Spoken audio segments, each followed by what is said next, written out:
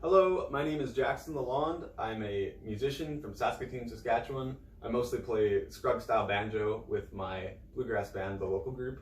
And I'm making this video in partnership with the Northern Lights Bluegrass and Old Time Music Festival and Camp, which happens every August, except for this one, unfortunately, for reasons that we all know.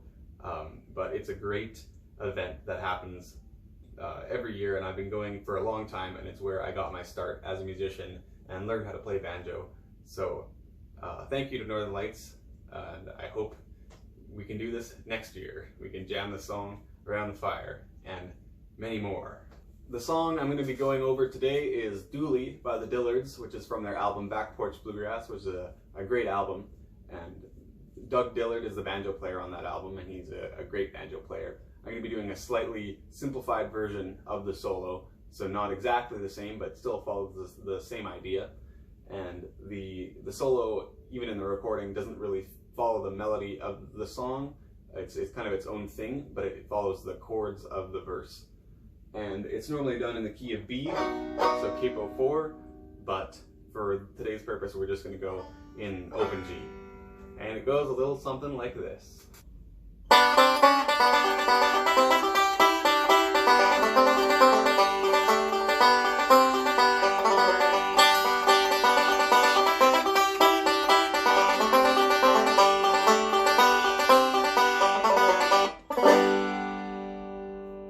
Alright, so that's an opening break for Dooley. It's based off of a pretty common, or it's not super common, but it's an important lick nonetheless, or a roll.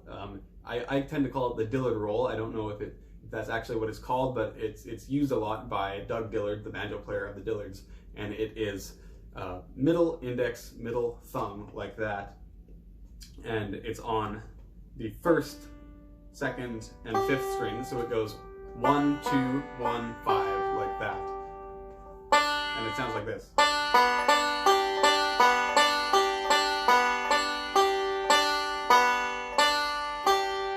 Just a 4-note roll. It can be repeated over and over again, and that's kind of what happens in this solo. It starts out with 2 of those, and then you do that roll again, but this time you place the C chord down. You do it just once this time, so C. And for this, you don't need to make the whole C chord, because you won't be actually using the 4th string, right, like that. So you can just make a partial C chord, but I tend to do something a little different.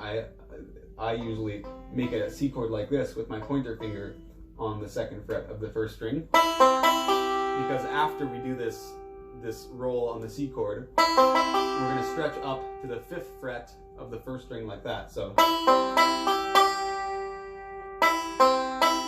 and then 5th fret of the 1st string with your middle finger.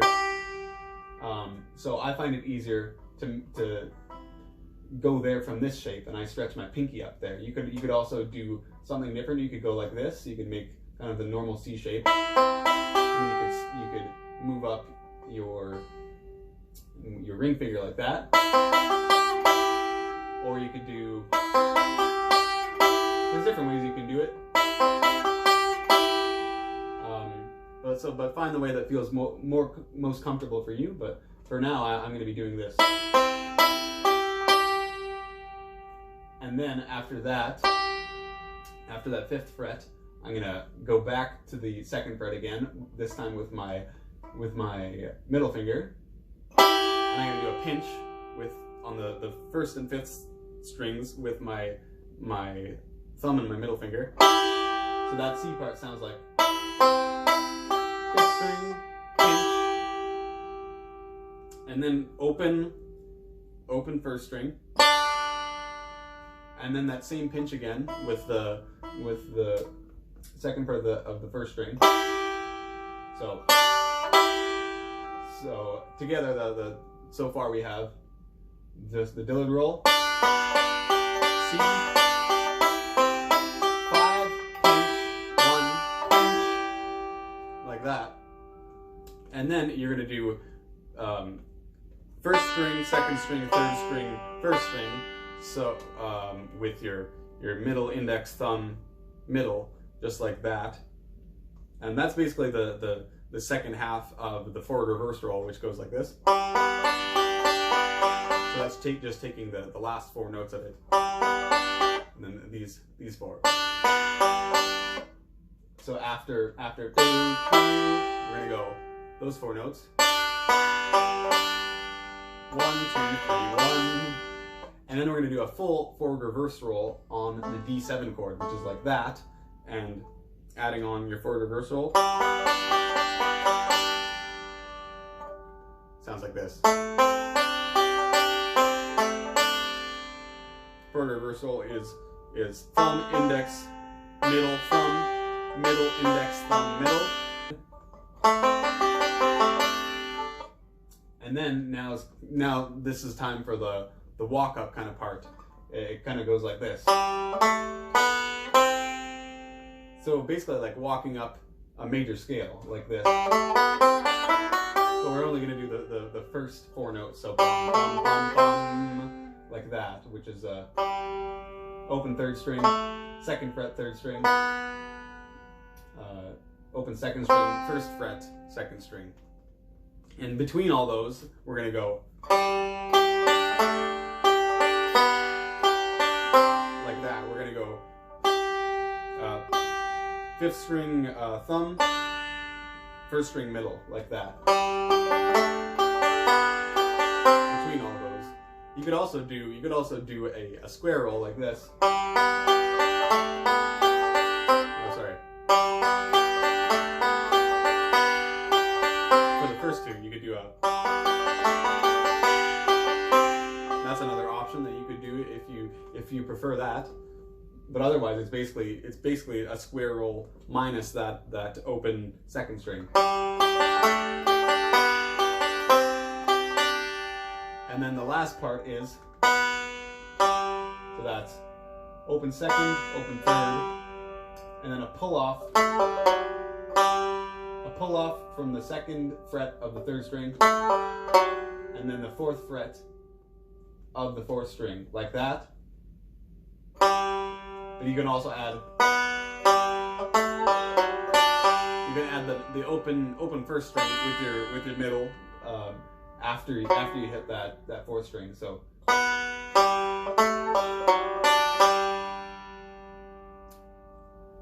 and then after that, after hitting that last the 3rd string, you can repeat it, and to get into it again, there's a kind of a bar of rest where you can go. So doing some little pinches is a good way to keep the flow going while kind of not really playing anything particularly interesting. I guess it's just kind of keeping the rhythm, keeping the time. So that ending lick goes.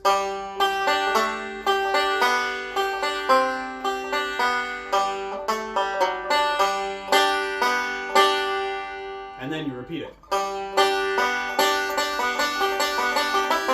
Etc. So, another cool thing you could add, if you're doing it a second time, you could do. So that would be your first time, and you can make it a bit more fancy in the second time by adding a cool little an extra note in between the pull off and then your 4th string, so it sounds extra speedy. So that's an open 2nd string with your index finger after you do the pull off.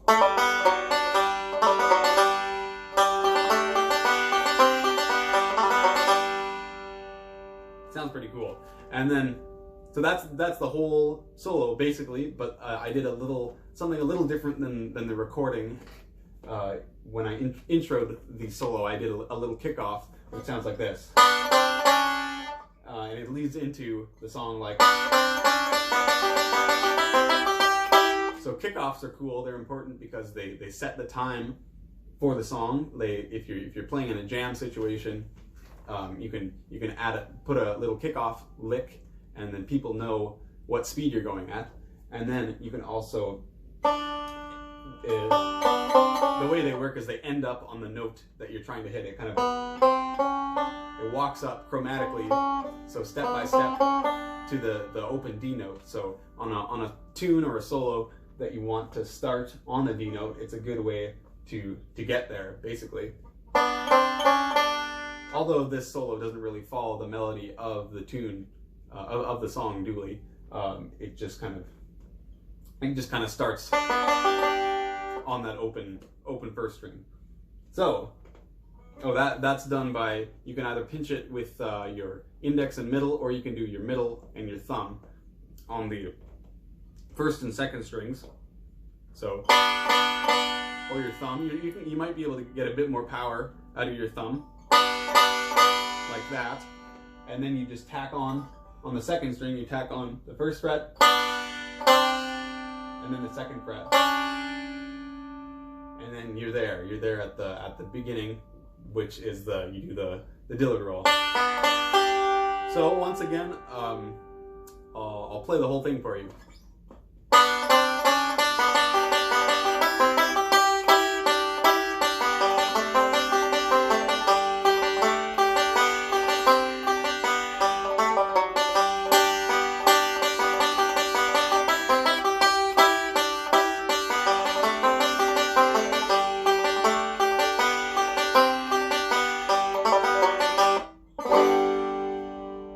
Just like that. Well, I hope you learned something if you're new to banjo, and well, thank you for watching, and thank you to Northern Lights for doing this and asking me to make this video. My email address is jacksonlalonde@yahoo.ca. If you're interested in taking private lessons from me, I do in-person lessons in Saskatoon and meetings over Zoom, video chat, other forms of video conferencing services. So let me know, and thanks for watching.